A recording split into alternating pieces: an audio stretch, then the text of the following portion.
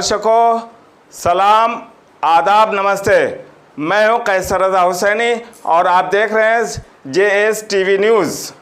आइए चलते हैं एक अहम खबर की तरफ। दर्शकों, जैसा कि आपको मालूम है कि सैफ पठान जिन्होंने आज कोर्ट में आत्मसमर्पण किया है और उनको सुप्रीम कोर्ट से राहत नहीं मिली, वो इसलिए कि कई FIR उनके ऊपर दर्ज हो गया था, जिस वजह से उनको वहाँ से राहत नहीं मिली और उनका बेल वहाँ से रिजेक्ट हो गया। थाने कोर्ट में जा कर के इन्होंने आत्मसमर्पण किया, अपने को सरेंडर कर लिया, जहाँ पर मुमरा पुलिस ने इनको अपने कब्जे में लिया, हिरासत में लेकर के शिवाजी कलवा हॉस्पिटल लेके गए। वहाँ पर मेडिकल के बाद फिर इनको मुमरा पुलिस स्टेशन लाया गया। इस दौरान सुबह से ही लेकर के शाम तक मीम के कार्यकर्ताओं का जमावाड़ा रहा और पूरे शहर में इस बात की चर्चा थी कि सैफ पठान के साथ ये गलत हो रहा है।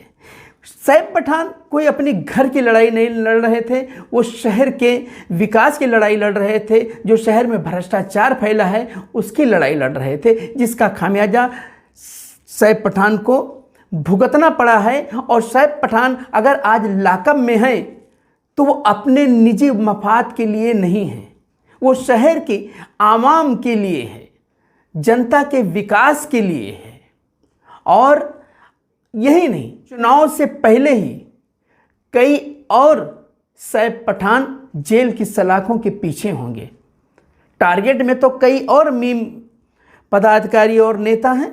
जल्द ही जो है इनके ऊपर FIR दर्ज होगा और इनको भी जेल भिजवाने की कोशिश की जाएगी कि चुनाव में पूरा रास्ता साफ रहे और एक तरफा चुनाव हो जाए और सबके सब नगर सेवक बन जाएं।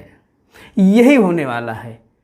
आप देख सकते हैं कि इस वक्त जो है कितने नगर सेवक हैं और अभी जो रास्ता साफ होगा तो नगर सेवकों की संख्या बढ़ेगी, इसलिए कि विपक्ष में कोई है नहीं। अगर है तो उनको जेल का रास्ता दिखाया जा रहा है। शहर का माहौल तो ऐसा हो रहा है कि लोग बोलना भी चाह रहे हैं तो उनकी साहस नहीं है, उनकी हिम्मत नहीं है कि वो बोलें, और अगर वो बोलेंगे तो उनको बड़ा खामियाजा भुगतना पड़ेगा।